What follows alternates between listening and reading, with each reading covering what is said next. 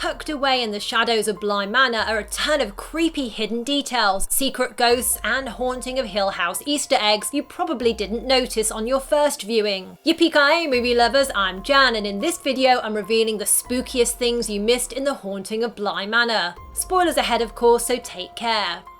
One of the most rewarding parts of rewatching the Haunting anthology series is discovering all the clues laid out in the early episodes to the big twists and reveals at the end of each season. When Dani arrives in London, she stops to look at a map right in front of a huge clock or chronograph display. There are cogs and stopwatches nestled within the larger timepiece, hinting towards the importance of time and the various time loops within the story that's about to be told.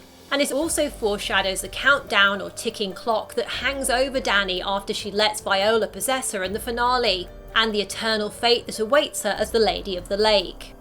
Another detail foreshadowing the final destination of many of Bly Manor's characters is in the small painting in Dani's room at the hostel. There are three famous world landmarks in the picture: the Eiffel Tower, Big Ben, and the Statue of Liberty. Big Ben is of course in London, where Dani's haunted journey begins, and the Statue of Liberty points to how in the finale, Dani and Jamie leave England and go travelling in America, where they settle down together. As for the Eiffel Tower, that's a pointer to Dani and Jamie visiting Owen in Paris, where he opens up the restaurant he's always dreamed about. And Dani's room number at the hostel, 217, pays homage to Stephen King's The Shining. The number is the same as a haunted room in the novel, and fittingly, Dani continues to be haunted by the ghost of her ex-fiancé in that room. Of course, Haunting creator Mike Flanagan also wrote and directed Dr. Sleep, the sequel to Stanley Kubrick's movie of The Shining.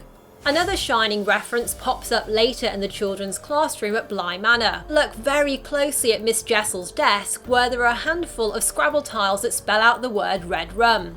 Red Rum is the creepy message that appeared in both The Shining and Dr. Sleep, and which spells murder backwards. This Easter egg foreshadows how Peter Quint will later kill Rebecca when he takes possession of her body and drowns her in the lake.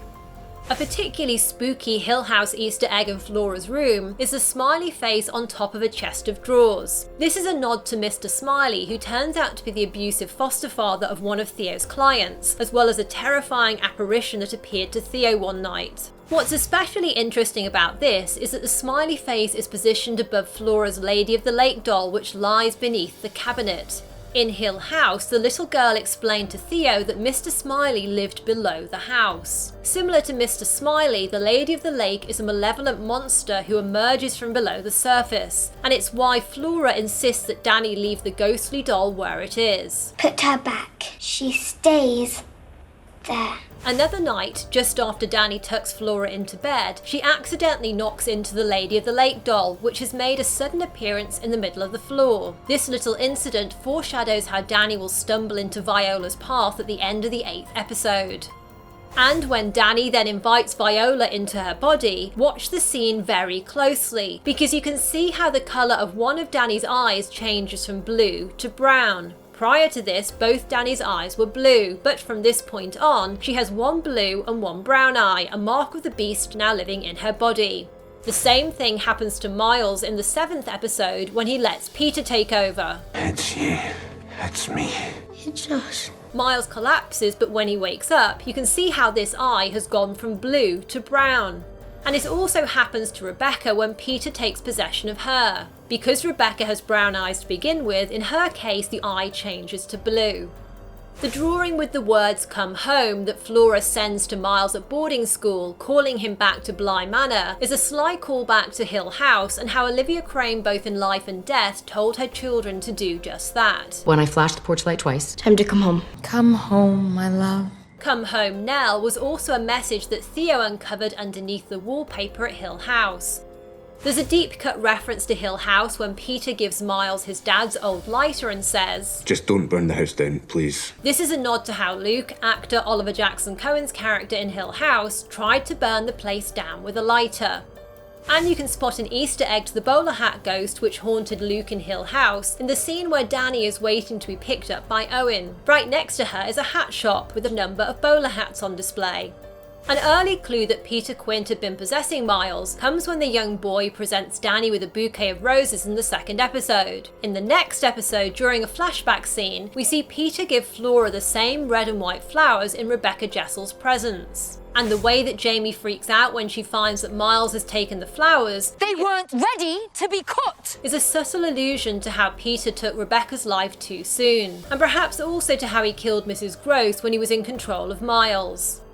As Peter Quint continues to develop his relationship with Miles, he explains People are like locked rooms. They've all got different locks, and you've got to guess the shape of their key. and the different methods, or unique keys as Peter puts it, that he uses to manipulate those around him such as Rebecca or Henry is reminiscent of how Hill House's Red Room changes its appearance and function to appeal to different members of the Crane family and lure them into its trap. You found the key. You want to know the secret?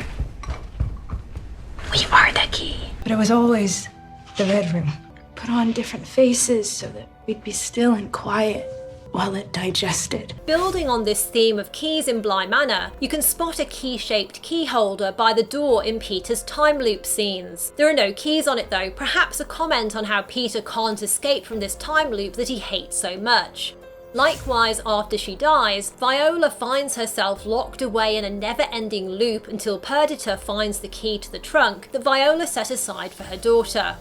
And it's no coincidence that Jamie's wearing a chain around her neck with a padlock attached, on the day that Dani brings her the rings there were as a symbol of their love for each other. The Haunting of Bly Manor also plays around with the idea from Hill House that the manor is alive, and we can see this in the way the narrator describes it when Dani arrives. And it yawned open to welcome her home. The rooms were larger at night, as though the house itself had inhaled deeply. And there's another nod to that when Dani sees Flora's dollhouse open up all by itself. The dollhouse is a replica of Bly Manor and appears to have some kind of enchantment as the dolls inside move around depending on where the characters and the ghosts they represent are in the house. Dani lives the rest of her days with differently coloured eyes, and another detail that represents how she's not entirely human any longer is the doll that Flora gives her when they say goodbye. Are you sure you want to give me this one? You must have it. It's you.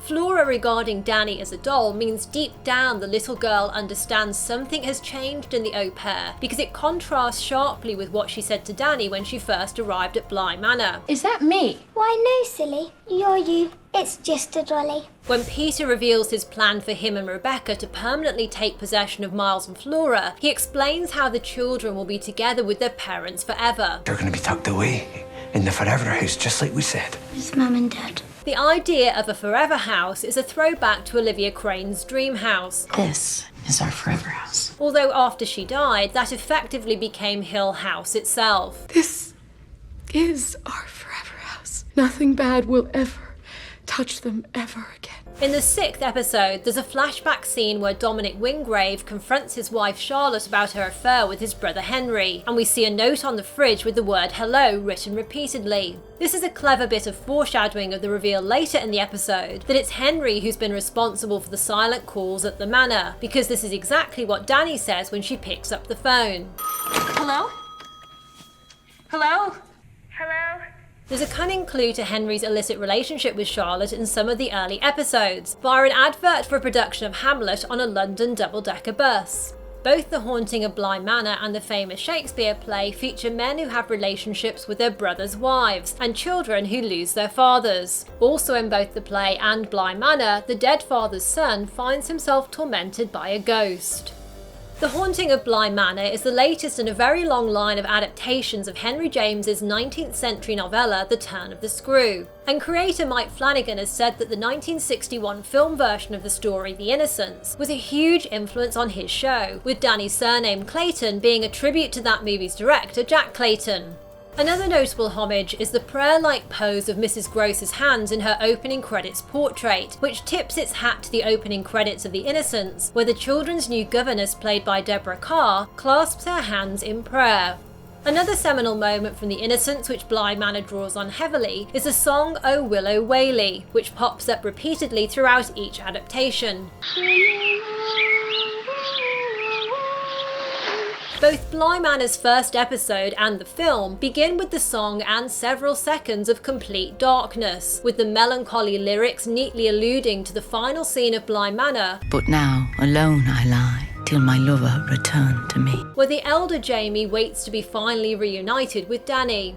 O Willow Whaley is often used to indicate when Flora and Miles are being possessed by Rebecca Jessel or Peter Quint. The first instance of this is when young Flora is singing it when Dani arrives at the manor. Till my lover returns to me. What a beautiful song. What song? Flora responds that way because it was Miss Jessel who was in control and singing the song in that moment. Miles whistles a song after acting inappropriately around Dani. And the music box plays a tune when Miles grabs Dani around the neck and begins to strangle her. Ease up! The tune indicates that Peter Quint is in control of Miles at each of these moments. In the Netflix show, it's shown that Viola is the origin of the mournful song, as we see her sing it when she performs her nightly walks to her daughter's bedroom. Flanagan's series also draws on several key moments of animal imagery in the original film. For example, the dove Miles kills at school recalls the one whose neck he broke at home and kept under his pillow in the movie. Then there's the many pictures of butterflies on Flora's walls, and the butterfly hair clip that Miles gives Dani and that belonged to Miss Jessel, which recalls the stark image of a butterfly being eaten in The Innocents. And there's the painting of a turtle on the classroom wall, which is a callback to Flora's turtle in The Innocents, and given the Stephen King Easter eggs elsewhere in this scene, possibly also an allusion to the cosmic turtle from King's Macroverse. And of course, the TV series also pays homage to the Turn of the Screw novella by Henry James through its use of a prologue with a mysterious storyteller who name-checks the book's title in their dialogue, as also happens in the original story. And if a child gives the effect another turn of the screw, what do you say to two? In a deviation from the novella though, Flanagan's series returns to this storyteller in an epilogue which reveals their true identity. The ships on the wallpaper in Miles's room and in model form are a reference to the repeated ship imagery and maritime metaphors in the novel, such as the opening chapter where the children's governess compares Bly to a great drifting ship lost at sea. Miles, Flora and Uncle Henry's family name, Wingrave, is a reference to the name of the family from another of Henry James's short stories, The Romance of Certain Old Clothes, which the 8th episode of Bly Manor draws upon heavily for its tale of two sisters, their husband and daughter, and a locked trunk filled with dresses and jewels. And Viola and Perdita's name, Willoughby, was the name that Henry James gave his characters in the first version of that story, before he revised it to Wingrave when it was republished several years later.